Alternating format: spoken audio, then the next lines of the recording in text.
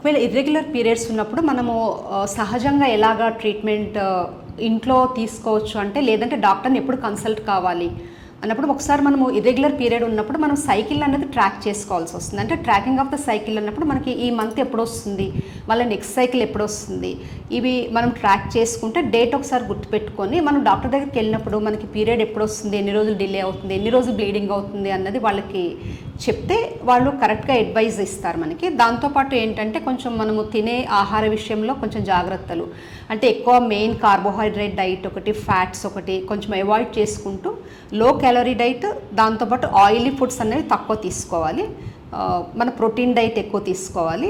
దాంతో ఏంటంటే బయట ఫుడ్ అన్నది వీలైనంత వరకు అవాయిడ్ చేస్తే బెటర్. అంటే మైదా ప్రొడక్ట్స్ కానీ లేదంటే మిల్క్ ప్రొడక్ట్స్ అన్నది హెవీ వెయిట్ తోటి అది ఇంకా మీకు ఇర్రెగ్యులర్ పీరియడ్స్ అవి హార్మోన్ ఇంబ్యాలెన్స్ అవుతుంది కాబట్టి అది కొంచెము అవాయిడ్ చేసుకుంటే బెటర్.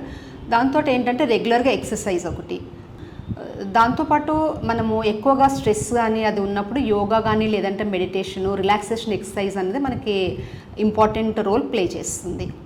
మనం ఇంట్లో ఇవన్నీ చేసిన తర్వాత కూడా మనకి పీరియడ్స్ అన్నవి ఇర్రెగ్యులర్గా ఉండి అదే ప్రాబ్లం కంటిన్యూ అవుతామంటే మాత్రం కంపల్సరీగా డాక్టర్ని కన్సల్ట్ అయ్యి అడ్వైస్ తీసుకోవడం బెటర్.